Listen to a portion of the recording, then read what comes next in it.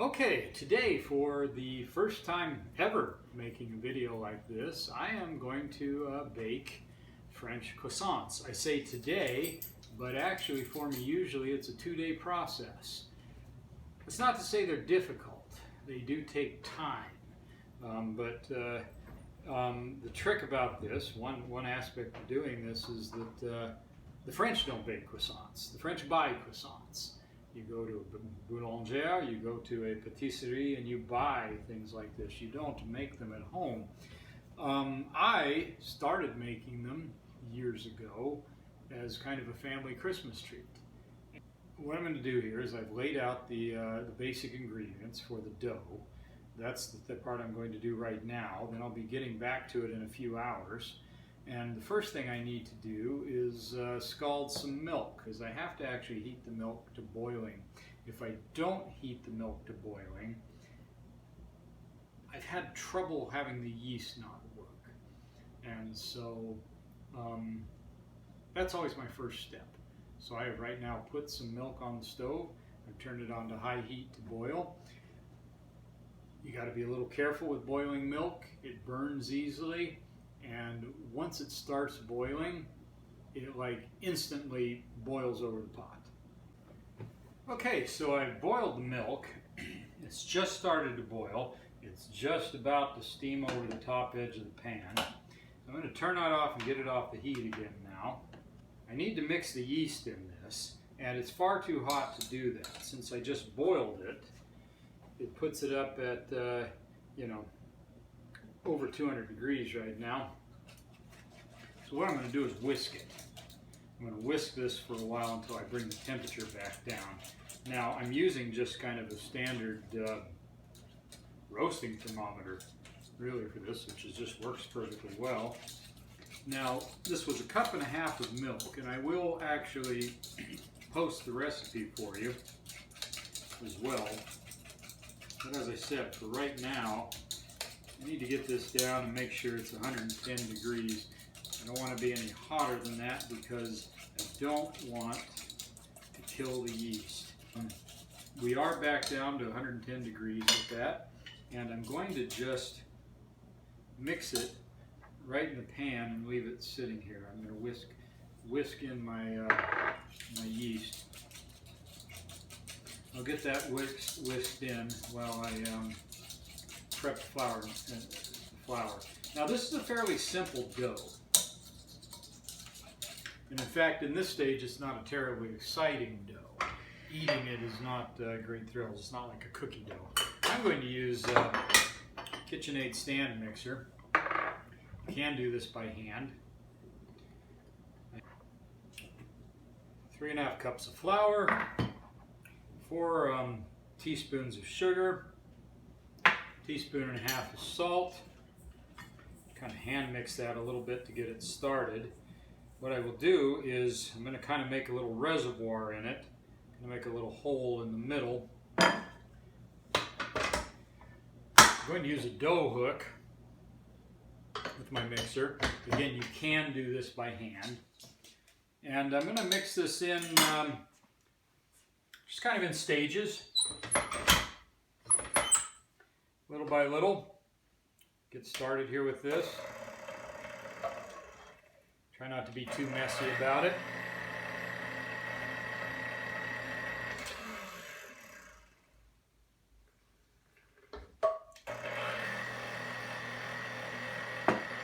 Now I'm just going to mix this till it gets kind of a real smooth look. You don't want to over mix dough. The longer you mix dough, the chewier it gets. The stretchier and chewier it gets, and that's not what you want in a croissant. In a croissant, you're going for flaky.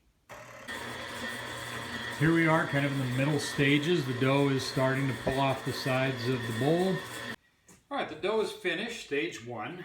And what I'm going to do is kind of fold it in on itself, so I get a ball there. And I'm just going to put it down in the bottom of this bowl. And then what I'm going to do is cover that up and put it in the refrigerator for about 4 hours.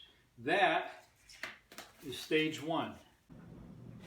Okay, so I'm back. It's about 4.5 hours later. this is putting the butter layers in. This is what really makes it a croissant instead of some other kind of bread. It's the layers and it's all the butter. Now, this is one of the reasons, I guess, maybe why I make these as a Christmas treat, because especially in Arizona, it kind of gets hard to work with the butter sometimes. The butter will get too melty. It's easier when the weather is a little bit cold. So, 3 sticks of butter, 3 tablespoons of flour, and basically what I'm going to do is I'm going to mix this flour into the butter, little by little.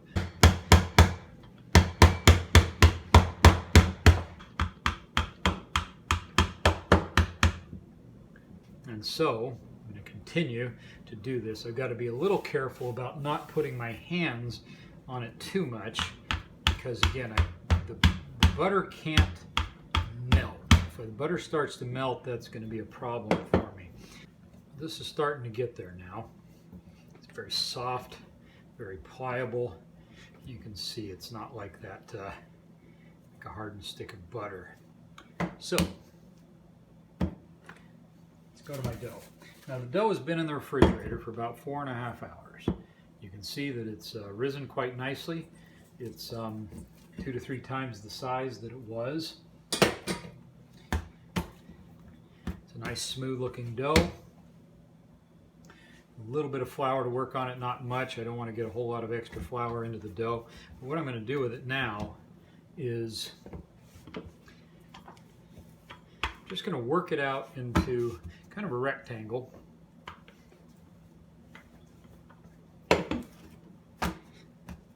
For that. And now here's the trick. This is the part that's really going to make it into a croissant. I'm going to spread this butter out on about 2/3 of this. Just going to kind of try to lay it out in an even little blanket. And again, now you see that that flour that I put in there has made this nice and soft to work with.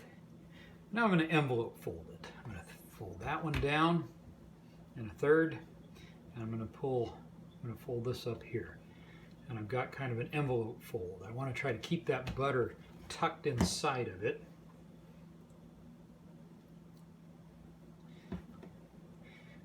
A little flour on my workspace there. Here it is. Like a folded envelope of butter. Now if you think about it, that means therefore right now this has 3 layers in it. What I'm going to do is press this out. Not roll it. Press it. I don't want to squeeze the butter out of one end of it. So I'm going to press it out.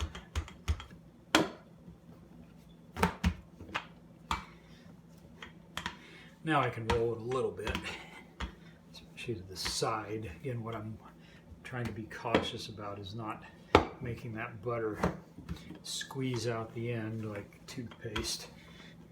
The thing that makes a croissant is all the layers. And now I'm going to put those layers in. To put those layers in, I'm going to fold this in like that, both sides neatly, and then I'm going to give it one more fold.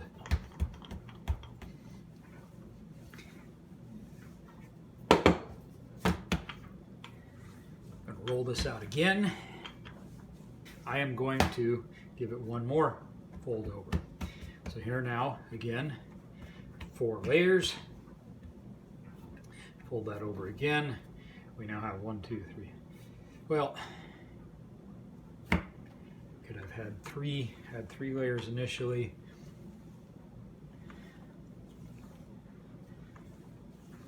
Four layers, 3 times 12. Now times another 4. What I'm going to do, I'm going to cover this thing up with plastic, and it is going back in the refrigerator again for at least another 4 hours. Now, I haven't decided yet whether I'm going to do the last stage today or tomorrow. this usually is the point in which this is where I put it to bed for the night. And then 8 or 10 hours later in the morning, Christmas morning, because that's generally when I make this for my family, I'll get up in the morning and I will bake them so that they are ready for breakfast when everybody's up for Christmas morning. Right now, it's getting covered up and it's going back in the fridge.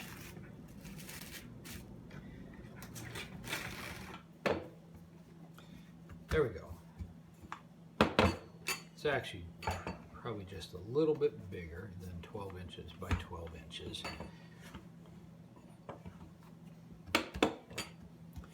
Now I'm going to go about that size. I'm using just a standard pizza wheel.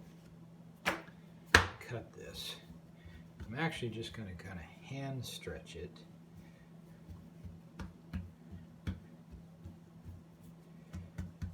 A little bit of an angled shape here. I'm going to square it off. It's going to work easier if I've a little more even on my edges.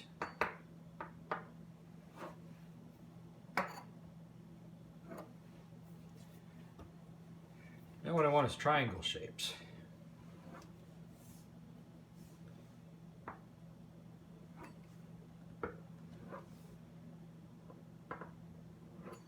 And I didn't space that quite as well as I wanted to, but that's okay. They'll just be slightly different sizes. Now I'm just going to kind of flatten this by hand.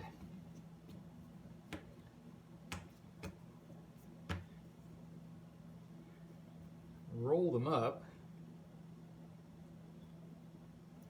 and give them a nice little crescent shape.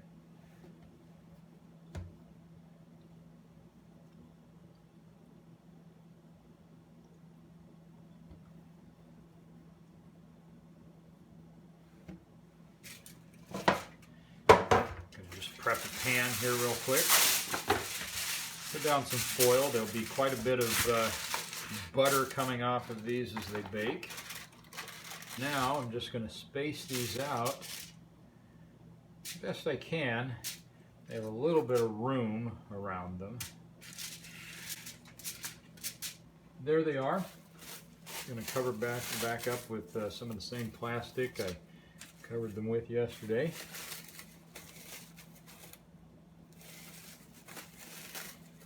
And I'm going to let these rise.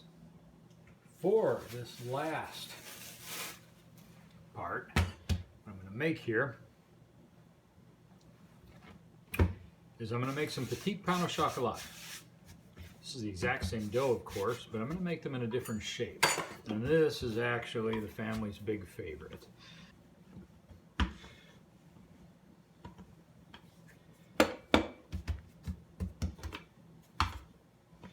I'm going to call that good right there. Square up the ends, make it a little easier to work with.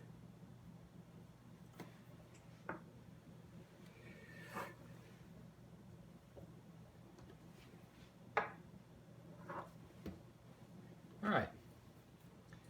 Now what I'm going to do with this is I'm just going to section it. I'm going to cut it. I'll cut it in thirds this way. That looks about right.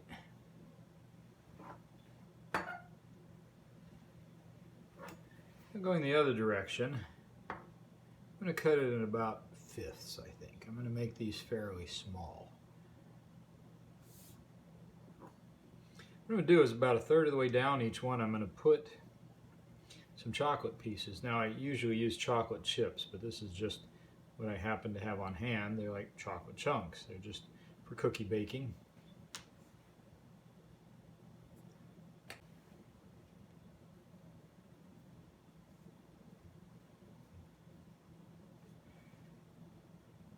Now as I roll these, I'm making sure that joint, I want it on the bottom side, and not just on the bottom side, I want it off to the side.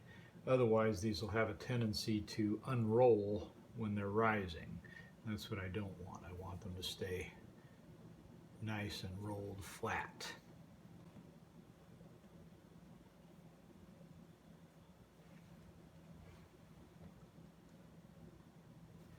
This one came out a little bit weird at the end. It's okay. It's what we call a dad piece. Dad gets to eat it extra. Nicely rolled out, ready to go. I'm going to check all these. Again, what I want is I want the end tucked under so that the thing can't unroll as it rises. That's what you don't want. You want it to stay in a nice roll. Cover back up with plastic. And again, I'm going to let it rise.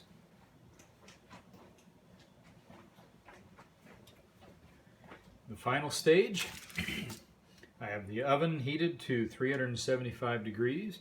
These have nicely risen, as you can see. And the last thing I'm going to do is I'm going to give them a little egg wash. What this does is it makes them brown up nicely.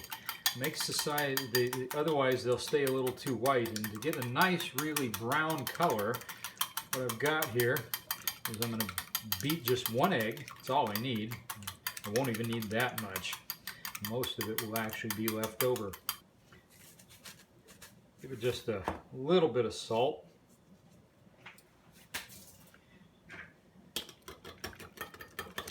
And now, I'm going to brush it on. Go real light. I mean, I don't want to mash them now that they've risen so nicely. I'm just trying to get enough on it that it has, like I say, that it will brown up nicely. Used a pastry brush. And there. Those are ready to go. They're going in the oven. Here are my pain au chocolat, the other variety. There's my ugly lumpy one. That's the dad bonus. Dad gets to eat that one for free. And this is the same thing.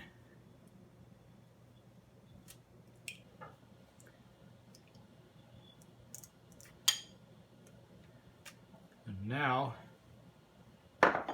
into the oven with that one too. They've been in the oven about 10 minutes. They're coming along nicely. I want them in there for 20 to 25 total. Browning up nicely. I'll switch out which tray is on top in a minute. It looks like that one in the middle kind of unrolled a little bit. That might turn into another dad one. That bad one in the back completely fell apart. And yeah, we're coming along. It's about 20 minutes later and the croissants are done. I'm going to go ahead and get them out.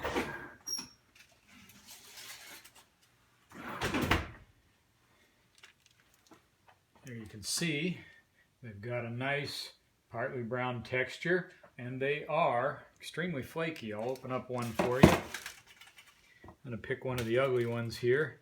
Again, Dad gets the ugly ones for free. Actually, no, that's a pretty nice one. Where's an ugly one? Kind of none of them are ugly this time. I'll go with that one. Got it right there. Nice brown texture, and what's going to be as I open it up, you can see there's just layer after layer in there of dough. Dough and butter. This really is the good stuff. They are truly French, and you can make them at home. I'll have the recipe for you online. In the comments, there's the petite pain au chocolat. Same deal. I do have my bad one that fell apart.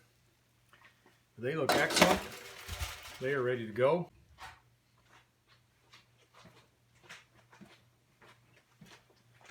One final look for you there. You can see them from above.